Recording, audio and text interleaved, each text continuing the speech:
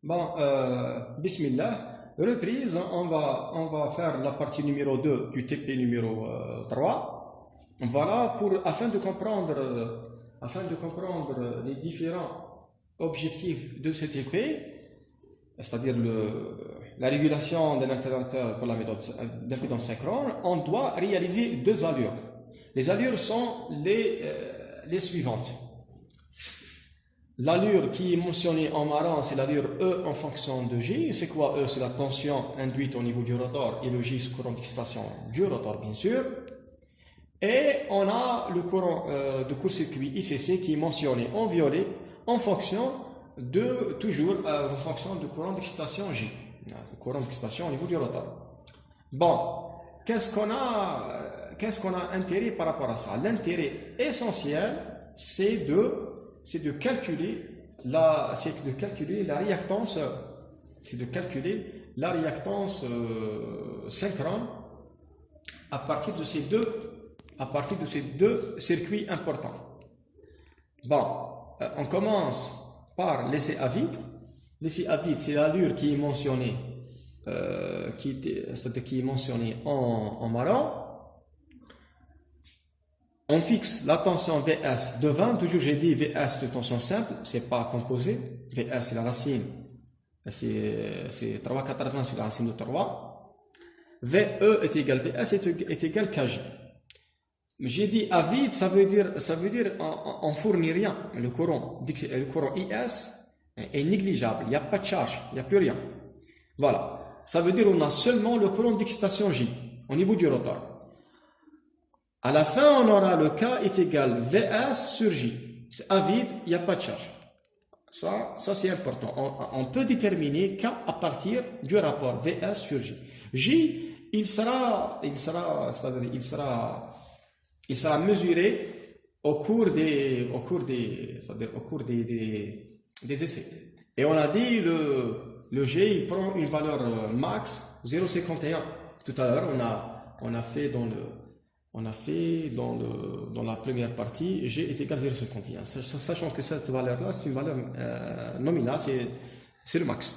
Mais pour dessiner l'allure, on doit varier la tension Vs, varions la tension Vs, et on varie encore la tension, le courant d'excitation pour qu'on puisse dessiner l'allure qui est mentionnée en marron.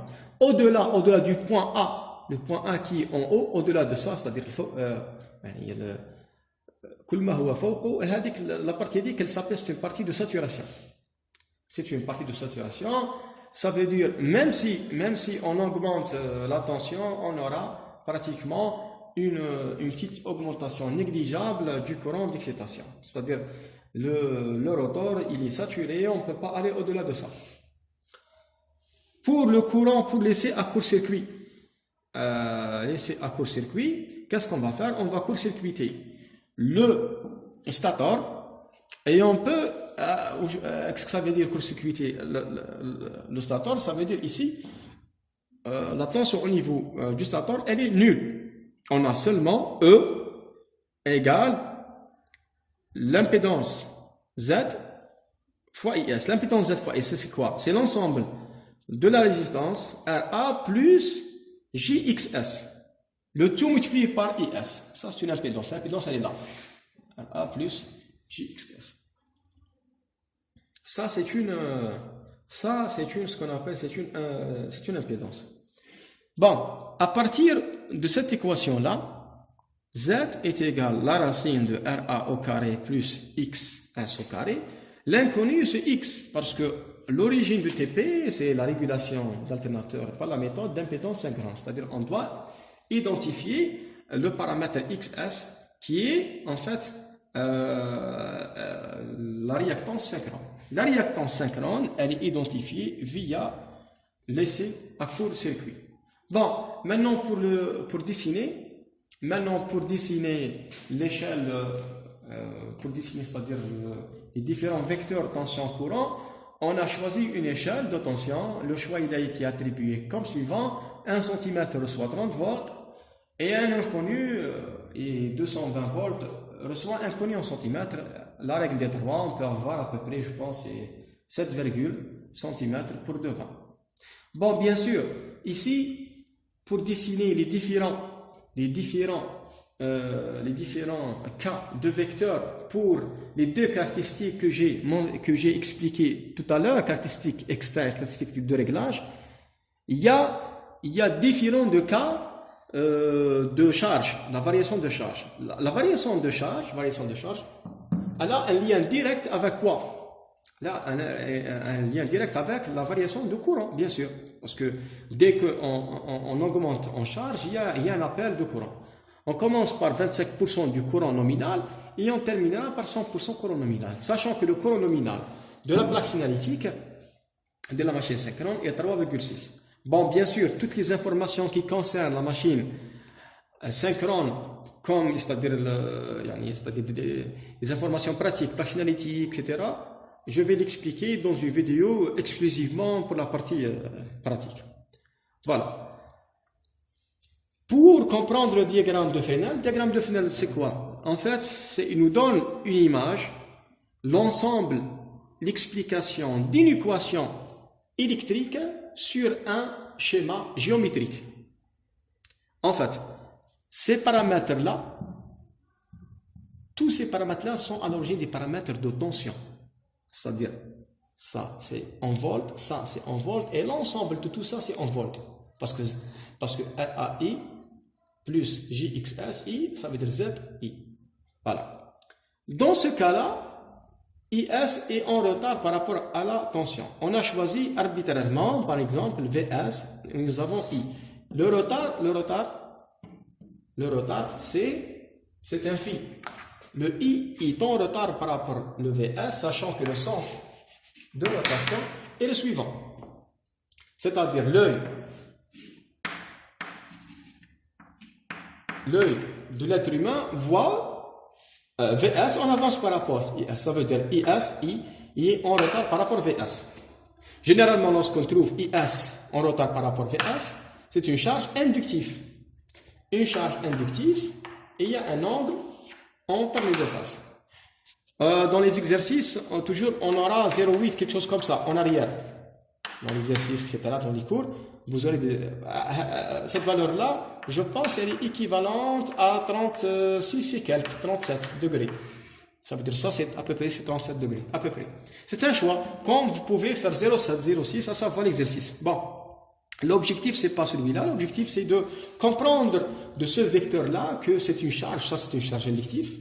C'est-à-dire, on va générer un courant et une puissance à une charge inductive. C'est-à-dire, de ce schéma, je peux, si jamais le IS est en phase, qui est en phase par rapport au VS, ça, c'est une charge résistive. Si jamais le IS est en avance par rapport la tension VS, ça veut dire ça, c'est une charge capacitive. Bien sûr, en gardant le même sens de rotation. C'est-à-dire, si je change le sens, et je vous dis IS, VS, comme ça. Ça veut dire le IS est en retard par rapport au VS. Vous voyez? Il faut bien voir les détails. Comme ça. Le sens de rotation, il est comme ça. C'est-à-dire, dans le sens inverse des aiguilles de la montre, IS est en avance par rapport à VS, et ce IS là est en arrière par rapport à VS, parce que automatiquement, lorsque VS arrive à ce point là, le I il est toujours ici, d'accord? Ça veut dire I est en retard par rapport à VS. Bon, on ne va pas tarder dans ce point là. Qu'est-ce qu'on va? J'ai dit ça c'est une tension, VS, et ça c'est un courant. Cette partie là c'est une partie de tension, RAIS. C'est un vecteur. Mais c'est un vecteur à l'origine de tension. À l'origine, il est en face par rapport à ça, parce que c'est une charge, c'est résistif, une tension, mais à la base, une charge résistive. Il est en avance. En avance, mais on fait une translation. On dit le sahib, tu as le vecteur, après, dans l'équation, on a ça. La fin du vecteur, on dessine un autre vecteur. On dessine un autre vecteur. Le dessin de ce vecteur-là, c'est une translation d'un vecteur qui est à l'origine en parallèle par rapport à IS, parce que c'est résistif, une tension résistive. Et après, on aura J, XS et J. J, ça veut dire dans le monde, hein, dans le repère complexe, ça veut dire il y a plus pi sur 2. Plus pi sur 2 comme angle, sachant que le sens de rotation est comme ça. Si je change le sens de rotation comme ça, l'angle deviendra, d'abord, le courant est comme ça, le courant est comme ça, l'angle devient comme ça. C'est-à-dire tout va, c'est-à-dire il y a un changement, hein, il y a un changement général par rapport à ça. On ne va pas compliquer les choses, on a choisi un sens qui est simple, comme celui-là. Ça veut dire IS, RIS, ça c'est un angle, ça c'est un vecteur de tension d'une réactance, pi sur 2 comme angle 90 degrés, et après on fait fermer ce schéma géométrique par E, ça c'est E, en marron, ça c'est E. Par contre, le ZS, c'est l'ensemble de RA, IS. On peut mettre IS ici, parce que c'est un vecteur de tension. ZIS, الوتر وش يساوي الوتر يساوي المقابل هذا زائد هذا المجاور. D'accord, les deux vecteurs de VS. Sachant que cet angle-là, phi, c'est le même angle comme celui-là. C'est le même angle. D'accord? Ça, c'est le même angle comme ça. Je pense jusqu'à ce point-là, on est arrivé à identifier ou bien à transformer une équation mathématique envers un diagramme géométrique qui s'appelle diagramme de Fresnel. Voilà, on commence, Inch'Allah, on va faire dans les vidéos suivantes, Inch'Allah. On va essayer de finir les différentes étapes afin de dessiner les différentes caractéristiques de charge et de réglage, de charge externe et de réglage, pour comprendre ce diagramme-là. Voilà, on vous remercie pour votre attention et à